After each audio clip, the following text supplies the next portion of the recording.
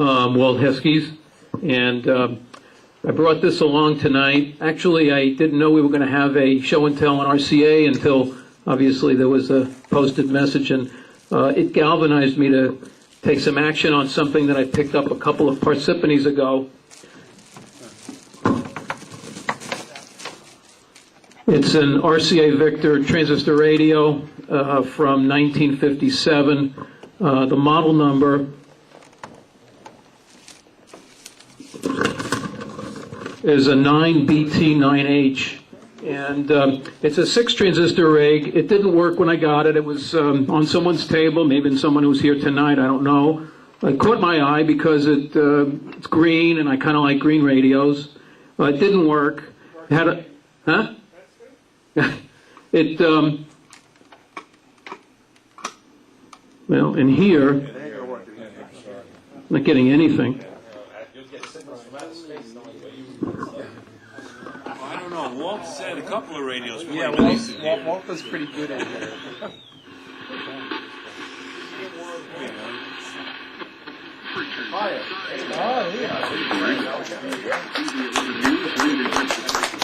All right, that's enough, right? Anyway, it didn't work. It needed a couple. It had been dropped, but amazingly, the case is nice and clean. It needed a little Novus. I didn't do too much on that, but the fun part of it was it had plug-in transistors, so it gave you something to do. You can pull the transistors out, put them. It's got two N109s in the driver. It's got, I think, some other 2N early germanium transistors, obviously being in the 50s. And it needed also one leaky electrolytic in the emitter bias circuit of the 2N109 driver. That was the only bad electrolytic. Everything else is original and still works.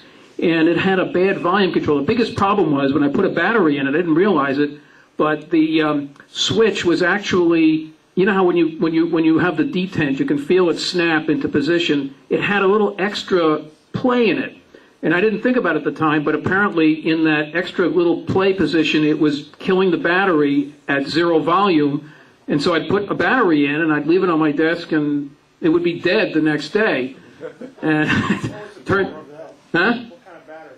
Well, that's a good question. Actually, the standard battery was a number 30, I think, an RCA battery, although I updated it for 216, which is a little easier to get, and it's the same voltage, but it does have, it would have had the clips that go on both ends of that cylindrical number 30 that you may have probably, some of you have probably seen.